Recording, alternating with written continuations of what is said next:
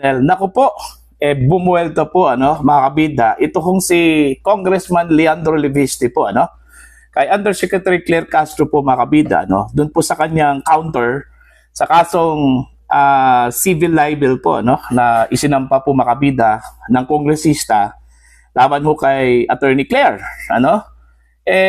mantakin nyo doon sa counter po mga kabida ni Attorney Claire, humingi po siya ng 500 million pesos. Okay? Nasa 500 million pesos po yung danyos na hiningi po niya kay Congressman Leandro Leviste po. Dahil daw sa sleepless night doon sa kasong isinampa po makabida ni Congressman Leviste kay Attorney Claire Castro Eto, babasahin ko lang po yung sagot po makabida ni Congressman Leviste doon ho sa hinihinging 500 million pesos po na danyos ni Attorney Claire Castro po sa kanya po mga kabida. Humingi si Yusek Claire Castro na bayaran ko siya dahil sa sleepless nights and anxiety na dulot umano ng kasong isinampa ko laban sa kanya. Wala akong obligasyon bayaran siya, pero kung kailangan niyang magpagamot ngayon, bukal sa loob kong sagutin ang kanyang gastusin sa ospital. Ayaw kong bayaran po mga kabida ni Congressman Leviste. Ito kong si Attorney Claire Castro doon ho sa 500 million pesos po o 500 million pesos na danyos na kanya hong hiningi po mga kabida dahil ho sa sleepless nights at saka anxiety po bunga doon ho sa kasong isinampa po mga kabida ni Congressman Leviste sa kanya. Okay?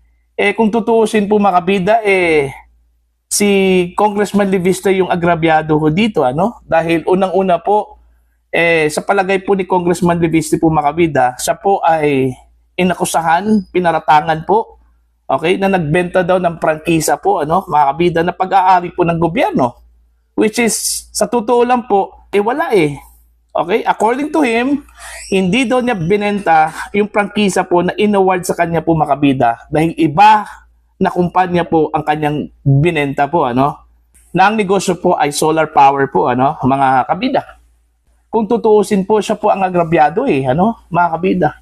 Tapos si Attorney Claire pa po yung may gana pong humingi po ng danyos po kay Congressman Leviste Kung maalala po ninyo mga kabida, sinampahan po ng civil libel ito kung si Yusek Claire Castro ni Congressman Leviste dahil sa di umano nagpakalat daw ito kung si Yusek Claire ng fake news patungkol daw sa ibinentang prangkisa daw ni Congressman Leviste na pag-aari po ng gobyerno mga kabida, which is according to him hindi daw totoo yon. Okay, kaya nung batid po mga kabida ni Congressman Leviste na tila fake news at nasisira yung kanyang reputasyon po naghabla po siya kinasuhan po niya ito kung si Attorney Claire Castro at humingi po siya ng 110 million pesos na danyos po mga kabida. Okay, ang tanong kasi diyan, kasalanan ba ni Congressman Leandro Leviste na ipagtanggol po niya yung kanyang karapatan mga kabida, yung sa kanyang palagay po nasira yung kanyang reputasyon dahil sa mga bintang na ganun mga kabida, which is dinina naman po mga kabida ni Attorney Claire na hindi daw siya nagpakalat po ng fake news. Okay, kumbaga kinote lang daw niya mga kabida ito kung si Ombudsman Boying Rimulya mga kabida po. Okay, pero hindi siguro dapat sisihin po si Congressman Leviste dun ho sa kanyang ginawa. Okay, kasalanan ba mga kabida ni Congressman Leviste na nagkaroon po ng sleepless nights, anxiety, ito hong si Undersecretary Claire Castro dahil doon ho sa kanyang isinampang civil libel case? Karapatan naman po ni Leviste po makabida na ipagtanggol po yung kanyang reputasyon Okay? Ibig sabihin ba kahit na dinungisan po? Okay? Sa palagay po yan ni Congressman Leviste na dinungisan yung kanyang reputasyon, wala na lang siyang gagawin po. Hindi na lang po siya kikibo. Okay, mga kabida. So, ang ginawa po ng kongresista, ipinagtanggol po niya yung kanyang karapatan. Kaya nga, yun, nagsampa po siya ng kaso. Kasi sa palagay po niya, hindi po totoo yun. Okay? Kaya gusto niyang panagutin po ito kung si Undersecretary Claire Castro na sa tingin po niya mga kabida, nagpakalat po ng fake news. Alright? Tapos yun, may gana pa po si UC Claire na baliktarin po, siya mismo yung humingi po ng danyos, mas malaki pa po doon ho sa danyos na hiningi po mga kabida, ni Congressman Leandro Leviste, diba? Oh. So, ang sabi po ni Congressman Leviste po dito, mga kabida, wala siyang obligasyon po kay Undersecretary Claire Castro na bayaran po, sa kanyang hininging danyos. Alright? Depende na po yan sa korte. Kung sa tingin po ng korte po, mga kabida, may batayan po, yung hinihinging danyos po ni Undersecretary Claire Castro. Okay? Pero kung sa tingin din ng korte na may batayan po, yung kasong isinampa po, mga kabida, ni Congressman Leviste laban po sa kanya, magbabayad talaga, ito hong si UC Claire, ng 110 million po, mga kabida. Diba? So, yun. Inong nabasa ko po, mga kabida, sa balita, yung kanya hong counter doon ho sa kasong isinampa po ni Congressman Leviste at humingi po siya ng danyos. Natatawa po ako kasi mas malaki pa po yung kanyang hininging danyos kaysa doon ho sa danyos na hiningi po ng complainant na si Congressman Leandro Leviste sa kanya, mga kabida, Okay? So, yun. Kung nagkaroon po ng anxiety at saka sleepless nights po, ito hong si Undersecretary Claire Castro po, mga kabida. Sa palagay ko po, ang dapat na gawin po niya, mga kabida, is magpatingin po siya sa doktor. Okay?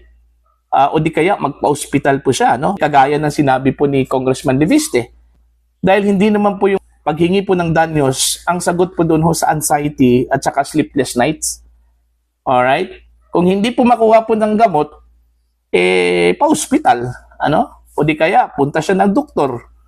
Okay? Humingi po siya ng medical advice kung ano po yung pwede po niyang gawin, Para mawala yung kanyang sleepless nights, makatulog po siya ng mabuti, mga kabida, at mawala yung kanyang anxiety po, Sabi po ni Congressman Leviste. Teka muna, nagtataka lang din ako, Kasi po, sabi po ni Undersecretary Claire Castro po, mga kabida, kayang-kaya doon niya sagutin daw itong isinampang kaso po, ni Congressman Leviste, mga kabida. At kampante daw siya na mananalo daw siya dito, ang tanong, bakit nagkaroon po siya ng sleepless nights?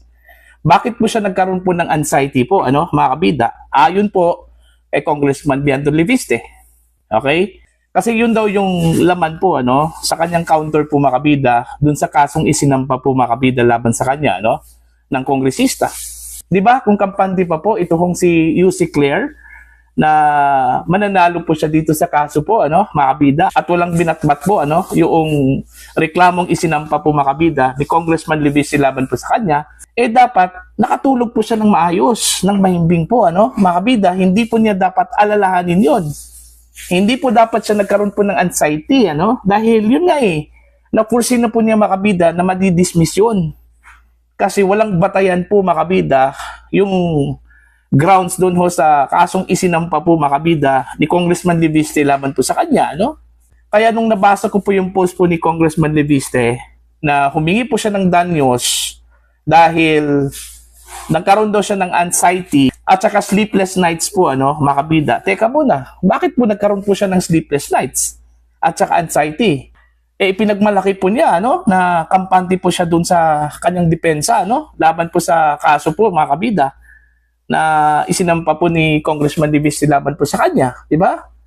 Kasi kung ako po, sasampahan po ako ng kaso, tapos sa tingin ko po, mga kabida, na walang batayan yon, okay, ang dami hong butas, mga kabida, hindi po ako dapat mag-alala po. Okay? Kasi alam ko po na maraming butas po ang kaso. Okay? Kampante po ako na hindi po ito tatalab po sa akin. Mananalo po ako sa kasong yun. Bakit po siya nagkaroon po ng sleepless nights, mga kabida? Bakit po siya nagkaroon po ng anxiety? So, ibig sabihin po, hindi po siya kampante dun sa kinakaharap na kaso po, mga kabida? Diba? Ganun lang po yung logic po niya Now, titingnan po natin, mga kabida, yung magiging development po dito, po. Kasi sa palagay ko lang po, nasa fiscal level pa po ito, ano, mga kabida, kasi counter yung isinubmit po, ano, mga kabida, Undersecretary Claire Castro eh.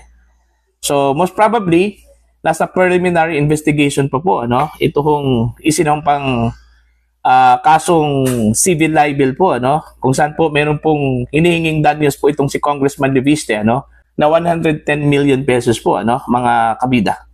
Okay? So, para po sa inyong pananaw at opinion ho, okay, mga kabida, itong 500 million pesos po o 500 million pesos po na hininging danyos po, ano, ni Undersecretary Claire Castro po, mga kabida, kay Congressman Leviste. Makatarungan ba ito, ano, mga kabida? Okay, bilang respondent po, ano, dito sa kasong civil libel, ano, na isinampa po, mga kabida, ni Congressman Leviste laban po sa kanya? Please comment down. Sa mga hindi pa po subscriber po sa akin channel, please subscribe. Just click the subscribe button.